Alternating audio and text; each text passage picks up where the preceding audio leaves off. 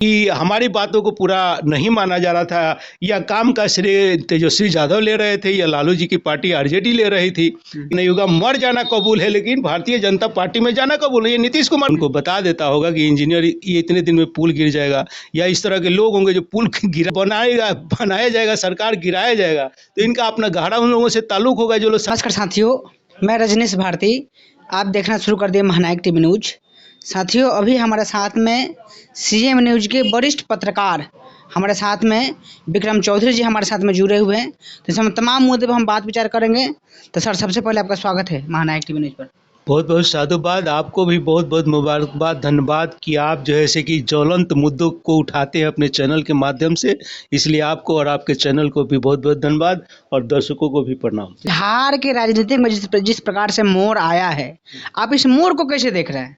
देखिए, आपका कहना है कि अभी नीतीश कुमार जो 9वीं बार शपथ लिए, इस मुद्दे पे बात करना चाहते हैं कि बिहार की राजनीति में जो मोड़ आया है, तो ये कोई नया राजनीति में मोड़ नहीं आया है, बहुत पुराना ही मोड़ आया हुआ है ना। अक्सर ये नीतीश कुमार जी के जो है कि कह सकते हैं नीति या सिद्धांतों का एक पार्ट है कि नहीं। कभी इंडिया गठबंधन के पास रहते तो कभी एनडीए गठबंधन के पास रहते हैं, तो ये पुरानी इनकी एक प्रथा हो गई है। कई लोग तो जैसे जैसे कमेंट नीतीश बाबू के बारे में कर देते हैं कि पलटू चाचा तक लोग कह देते हैं, तमाम लोग बोल रहे हैं। बहुत सारा है ना। तो कई तरह का आप जो देख रहे हैं कि इतना मतभेद के बाद है ना, और इतनी बड़ी नौकरी अभी इन्होंने नीतीश सरकार से दिए हैं, तो अच्छा खासा सरकार बिहार के अंदर मैंने चल रही थी। जनता के नज़र में स्टेटस जो है कि अच्छा बन रहा था बिहार सरकार। नीतीश कुमार का ग्राफ दिन पर दिन बढ़ते ही जा रहा था। अचानक ये मोड़ आ जाना, अंदर खाने क्या राजनीति हुई, लालू जी से किस बात पर बिगड़ गई, तेजस्वी जी से किस बात पर बिगड़ी, अंदर की बातें अभी अंदर है। सिर्फ उन्होंने ये कहा कि हमारी बातों को पूरा नहीं माना जा रहा था, या काम का श्रेय तेजस्वी यादव ले रहे थे या लालू जी की पार्टी आरजेडी ले रही थी, इस तरह की बातें। और ये कोई फिर करे कि आरजेडी के मंत्री लोग पूरा काम नहीं कर रहे थे, होता है, लेकिन काम तो जनता को नजर आ रही थी अभी हाल के दिनों में कि काफ़ी अच्छा काम हो रहा है। लेकिन अंदर की बातें कुछ ऐसे होती है जो राजनीति लोग बताना नहीं चाहते हैं।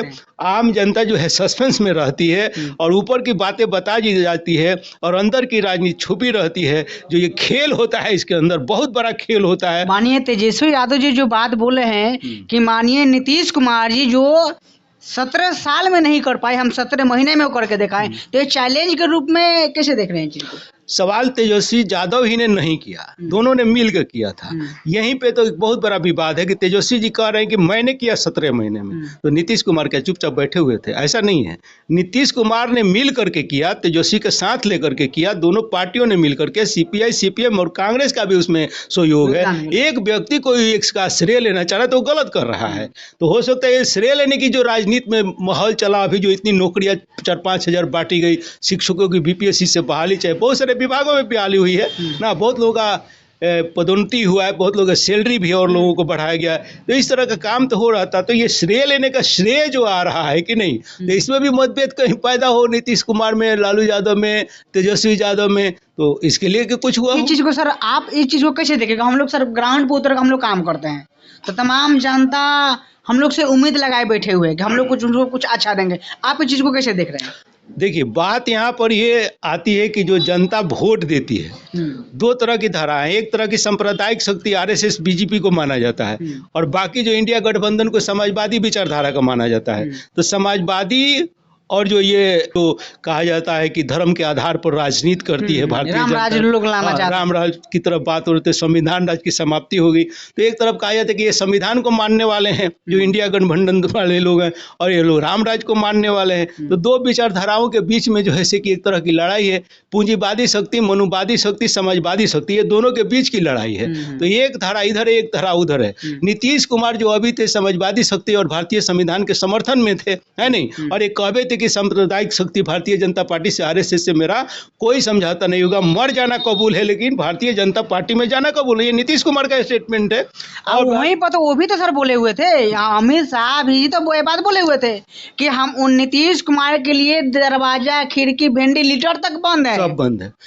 तो ये सब कहने की बात होती है, बंद होता है खुल जाता है, ये है, इसको अवसरवाद की राजनीति कह सकते हैं आप, है कि नहीं।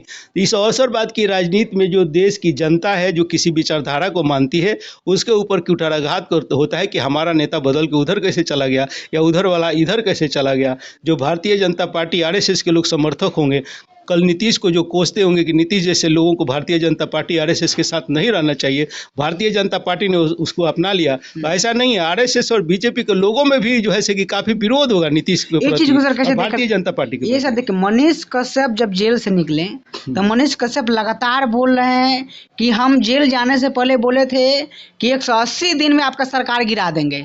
आज जब गिर गया है तो लगातार उनको सोशल मीडिया पर ट्रेंड कर रहा है, उनका नाम से लोग ट्रेंड कर रहा है, लगातार वायरल पर वायरल उनका न्यूज हो रहा है। ये चीज को कैसे देख रहे हैं? सवाल है, कोई भी पत्रकार को इस तरह का तो दावे नहीं करना चाहिए कि हम सरकार गिरा देंगे। अभी पत्रकार हैं, हमको भी पत्रकारिता से ही संबंध है, हम लोग पत्रकारिता ही करें तो ज़्यादा तो बेहतर रहेगा, है कि नहीं। सरकार को गिराना बढ़ाना पत्रकारों का काम नहीं है कि नहीं। या तो राजनीति करे जाकर सरकार बनाए, है कि नहीं, या सरकार गिराए, पत्रकारिता छोड़ दे। ये पत्रकारों, साहित्यकारों और कवियों का काम जो है सरकार बनाना और गिराना नहीं होता है। साहित्यकार, पत्रकार और कवि का काम होता है इन राजनीतिज्ञों को जो भटक जाते हैं राह, उनको रास्ता बताना कि रास्ते पर चलो, संविधान के प्रति जो है से कि समर्पित रहो, भारत का संविधान सुरक्षित रहे, इस देश की जनता सुरक्षित रहे, यह देश हमारा तरक्की करे। यह काम पत्रकारों का है कि गाइडलाइन देना। इनका काम सरकार बनाना और गिराना नहीं होता है। ठीक है, उन्होंने कह दिया सरकार गिर गई, इसका मतलब ये नहीं कि मनीष कश्यप के कहने पर ही सरकार गिर गई। लगातार तो दवा ठोक रहे हैं। जब पुल का एक बार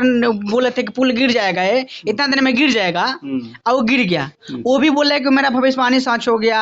माननीय इनका तेजस्वी यादव को हम बोले थे कि 180 दिन में सरकार गिर जाएगा, तो गिर गया। लगातार सब ट्रेंडिंग में सवाल पुल गिर जाएगा, है कि नहीं। मनीष कश्यप कहते हैं तो या तो उनके पास कोई खास इंजीनियर से कांटेक्ट होगा जो उनको बता देता होगा कि इंजीनियर ये इतने दिन में पुल गिर जाएगा, या इस तरह के लोग होंगे जो पुल गिराने और बनाने के काम में लगे होंगे, तो इनको सारी सूचनाएं मिलती होगी। सरकार इनको बनाया जाएगा, सरकार गिराया जाएगा, तो इनका अपना गहरा उन लोगों से ताल्लुक होगा जो लोग सरकार गिराते हैं, है ना। तो सरकार गिराने वाले से ताल्लुक होगा तो कह दिए होंगे, हो सकता है भी सही हो।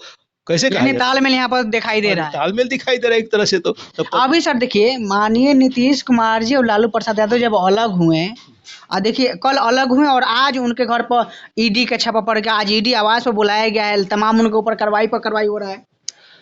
देखिए, इस सरकार का मोदी सरकार का, अमित शाह का और एनडीए सरकार का भारतीय जनता पार्टी के विरोध में जो जाएगा उसके घर सीबीआई और ईडी ही जाएगी, है कि नहीं। उसका जेल होगा, केस चलेगा। ये तो साफ दिखाई दे रहा। आप महाराष्ट्र में देख लीजिए कैसे इन्होंने सरकार को बदल दिया। ईडी सीबीआई को जो है से कि डर दिखा करके, है कि नहीं।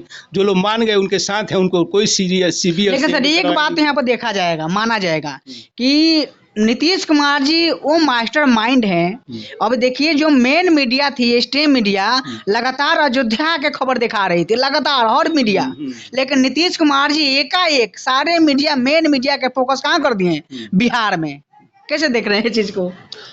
बात है कि देखिए, दो तरह की मीडिया, एक स्वतंत्र मीडिया, एक बिकाऊ मीडिया है, जिसको नाम गोदी मीडिया दे दिया गया। जो मीडिया बिक गया, तो जो गोदी मीडिया है तो वही दिखाएगा जो सरकार का काज करता है। जो मीडिया बिक गया है, सरकार के पक्ष में रहता है, तो वो तो वही दिखाएगा जो सरकार को फायदा हो, है कि नहीं। क्योंकि उसकी ड्यूटी, वो पैसा ही इसलिए ले रहा है, तो वो तो वही दिखाएगा।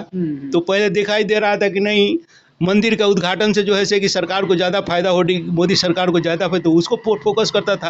अब लग रहा है कि बिहार की खबरें दिखाएंगे तो मोदी सरकार को ज़्यादा फायदा होगा, विपक्ष को नुकसान होगा, तो उस तरह की खबरें दिखाई दे रही है। क्योंकि गोदी मीडिया का काम ही यही है, इसलिए तो गोद में खेलने वाले, सत्ता के गोद में खेलने वाले को गोदी मीडिया नाम दिया गया है। तो ये तो वही काम। लेकिन अभी बोल रहे हैं माननीय तेजस्वी यादव जी जो बोल रहे हैं, अभी बयान आया है कल उनका, लास्ट शाम तक बयान आया है माननीय मुख्यमंत्री जी का शपथ लेने के बाद में, कि अभी खेल अभी बाकी, अभी खेल बंद नहीं हुआ है, खत्म नहीं, खेल तो अभी चालू हुआ है। कैसे देख रहे हैं? बात है कि देखिए, राजनीति के जो खिलाड़ी हैं वो खेलने में बड़ी माहिर होता है। हम लोग तो आम आदमी, आम पत्रकार हैं, है ना कि हम लोग बैठे हैं बनियापुर में, छपरा जिले में बैठ करके डिस्कस कर रहे हैं।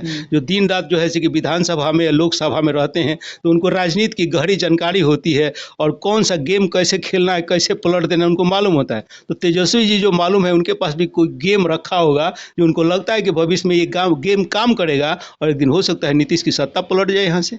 तो इस तरह की बातें उनके स्टेटमेंट से तो यही जाहिर होता है कि कोई छुपा हुआ गेम है, शतरंज के खेल चल रहे हैं, राजनीति के खेल। तब है कि इस खेल में जो है से कि नेताओं का चरित्र जो है इस समाज में जनता के सामने गिर रहा है कि जो सुचिता की राजनीति होता है, राजनीति में जो नीति होती है, नीति में जो विचार होता है, विचारधारा की राजनीति जो करना चाहिए नेताओं को वो नहीं कर रहे हैं। और अपने चरित्र पर नेता लोग सवाल खड़ा करा कर रहा है कि हमारे आने वाले समय में जो नए नेतृत्व संभालने के लिए जा रहे हैं, नए नए युवा पीढ़ी के जो नेता पैदा हो रहे हैं, अगर चरित्र इनका इसी तरह बनता रहेगा, ढुलमुल रही अगर डेली बदलने का, तो इस देश का भविष्य क्या होगा। जब नेताओं का चरित्र गिर जाएगा तो इस देश का भी चरित्र गिरेगा। फिर देश हमारा जो है से कि संवैधानिक रूप से जो चलना चाहिए, जो विकास करना चाहिए वो नहीं कर पाएगा। देश हमारा जो है से कि विदेशी स्तर पर जो है से कि विदेशों में बदनाम हो जाएगा कि भारत के जो है से कि नेता चरित्र के इतने गिरे हुए हैं कि कोई सिद्धांत नहीं है, तुरंत जो है से कि विचारधारा के प्रतिकूल जाकर के जो समझौता करते हैं कुर्सी के लिए, यह बहुत बड़ा हानि है हमारे भारतीय राजनीति के लिए। मैं सर से तमाम मुद्दे पर हम बात विचार किए। पूरा बात आप लोग को कैसा लगा, सर के बातों से कितना सहमत है, हमारे बातों से आप कितना सहमत है, कमेंट करके अपना प्रतिक्रिया बताइए। वीडियो फेसबुक पेज पर देख रहे हैं, पेज को फॉलो कीजिए। यूट्यूब चैनल पर देख रहे हैं, चैनल सब्सक्राइब कीजिए। मैं रजनीश भारती। जय भीम, जय भारत।